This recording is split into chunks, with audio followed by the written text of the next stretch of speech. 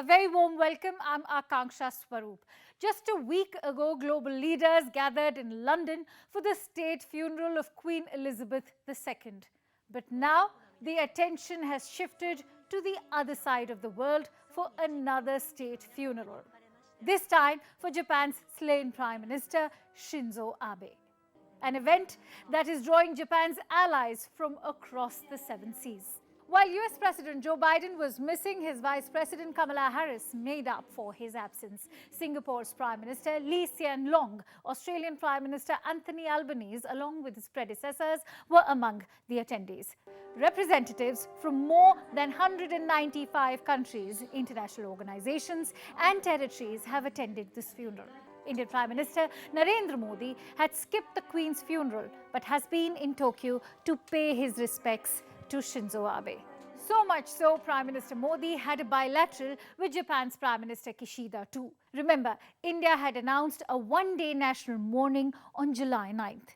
This as a mark of respect for Abe. Prime Minister Shinzo Abe focusing on India and Prime Minister Narendra Modi focusing on Japan.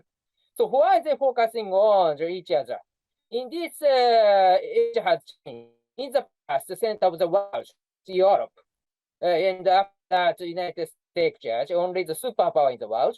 But now, the rising economy in the Indo-Pacific changed the situation. If something has happened, the impact will spread to the world. This means that Indo-Pacific is a new center of the world.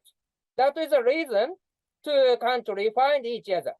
But during the Prime Minister Shinzo Abe was the Prime Minister, he introduced this idea as a pioneer. So Narendra Modi started to understand.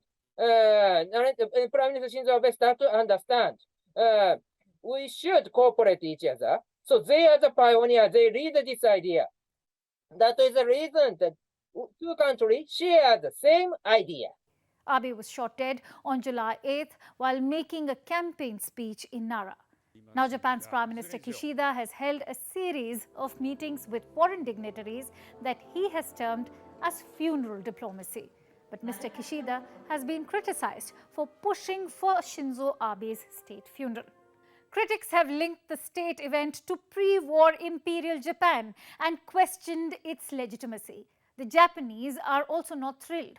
Why so? Simply because the estimated cost of the funeral is $11.4 million. In fact, in the last few weeks, opposition to the state funeral has been growing.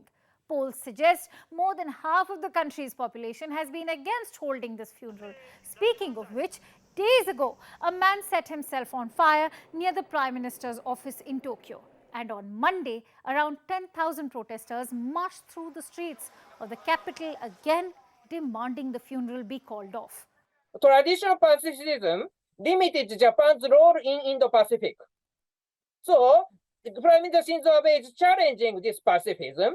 And so, that's why during the Prime Minister Shinzo Abe was the Prime Minister, this kind of pacifists, traditional pacifists in Japan, hate Prime Minister Shinzo Abe. And even if after he retired as the Prime Minister, instead of the criticize against Suga, instead of criticize against Kishida, they still hate Prime Minister Abe and criticize them. So even if the Prime Minister has assassinated, after that, they still continue to criticize Abe because they hate them. They hate the Prime Minister Shinzo Abe. That's why these traditional pacifists who do not like the idea of the Quad Indo-Pacific cooperate with India continue to criticize. Also, it should be noted that in Japan, state funerals are particularly reserved for members of the imperial family. In fact, only once since World War II has a politician been given this honor. So yes, it's a big deal that Shinzo Abe has been given a state funeral. Also, because no one served longer in the Prime Minister's office. Let's not forget that in Japan, no other post-war politician had such an impact on Japan's global position. It is also a reflection of his stature.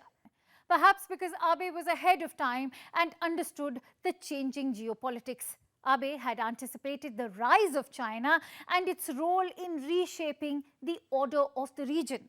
That explains why he played a key role in the Quad, an alliance between India, Japan, the United States and Australia.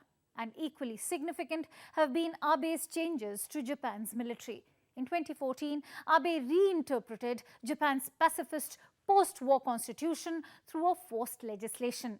It allowed Japan to exercise collective self-defense and join in military action beyond its own borders. For a country traumatized by war, the legislation became hugely controversial.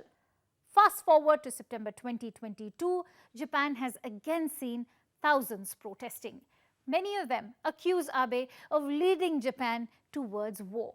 But the recent opposition has also been fueled by Abe and his Liberal Democratic Party's association with the Unification Church. Now, this church made headlines soon after the assassination of Shinzo Abe. The suspect in the shooting had accused Abe of promoting this organization, one that critics have called a cult due to its mass weddings and aggressive fundraising tactics. Moreover, according to Japan's police, the suspect had said the church had impoverished his family. More recently, the protests by citizens and civic groups have pressurized the government to cancel the state funeral that's already garnered international attention. But when it comes to India, Japan and India's ties underwent a transformational phase. This under Abe and Modi's friendship, one that dates back to the days of Prime Minister Modi's time as the Chief Minister of Gujarat. Whether it was supporting India on standoffs with China, defense and infrastructure cooperation, or even the Indo-Pacific, Shinzo Abe will remain a leader India will certainly miss.